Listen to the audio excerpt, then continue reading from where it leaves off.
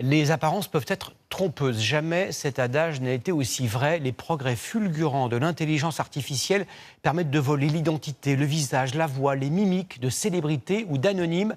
Dernier en date, l'humoriste Alain Chabat, dont l'image a été détournée. C'est l'enquête de ce 20h. Elle est signée Baptiste Guénet, Frédéric Mignard et Serge Jou.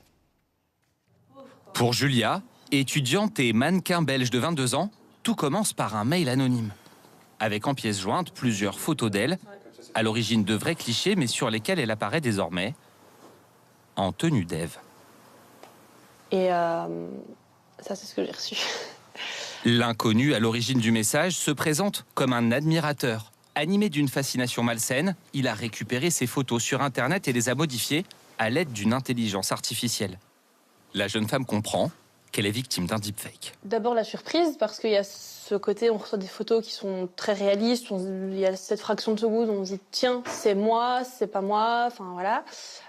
Puis très vite de la colère. Jamais je me serais dit ça va arriver à toi, une petite belge perdue dans sa campagne qui demande rien à personne, quoi.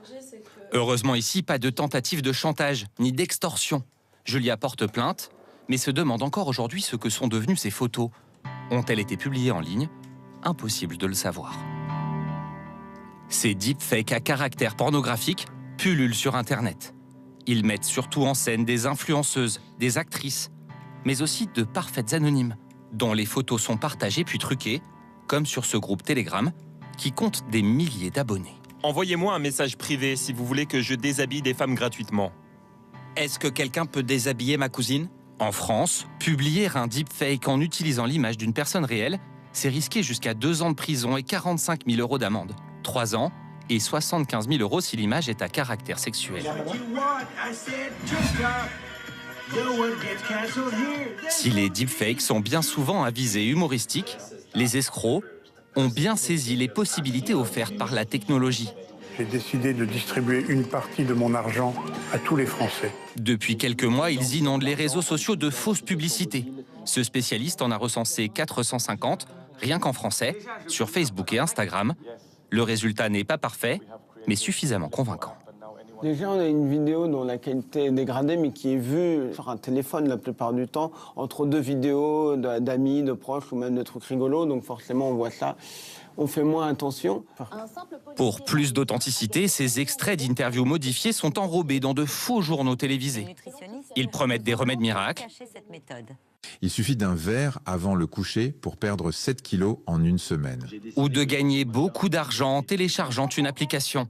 Rien n'est vrai, bien sûr. Les escrocs cherchent le plus souvent à vous dérober vos données personnelles et bancaires. Il faut bien comprendre que, vu qu'on voit que c'est massif, que c'est sur des milliers de pages et donc ça demande beaucoup d'argent pour poster ça, que c'est des groupes très bien organisés et très bien structurés. Nos ordinateurs deviennent de plus en plus puissants. Et ces derniers mois, la technologie pour générer des deepfakes a connu un bond en avant. Elle est désormais accessible à tous, quasi gratuitement. Il est même possible de changer de visage en pleine visioconférence, démonstration avec cet expert. Actuellement, il suffit juste d'avoir une photo de la personne que l'on veut usurper, une caméra, un ordinateur suffisamment puissant. Et avec un extrait de quelques secondes de la voix originale, il est très facile de la cloner. Là, en seulement peut-être une demi-heure, on peut avoir la voix du président de la République.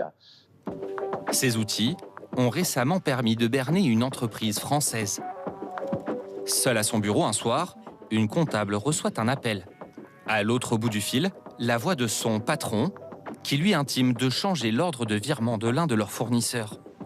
Il s'agit en fait d'escrocs. Pendant plusieurs mois, ils vont empocher l'argent et ainsi détourner 300 000 € selon l'avocate de l'entreprise flouée.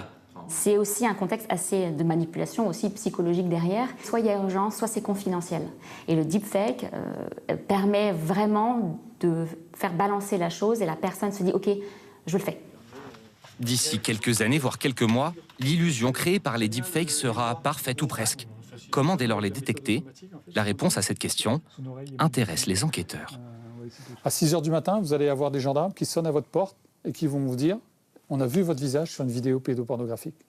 Si on n'a pas d'outils capables de dire que la vidéo a été trafiquée, on ne pourra pas vous innocenter. Dans les locaux du ministère de l'Intérieur, ces spécialistes développent leur intelligence artificielle et l'entraînent à détecter les deepfakes. Pour lui apprendre ce qu'est un faux, Ils lui ont fait analyser près de 20 000 photos truquées comme celle-ci. Aucune de ces personnes n'est réelle.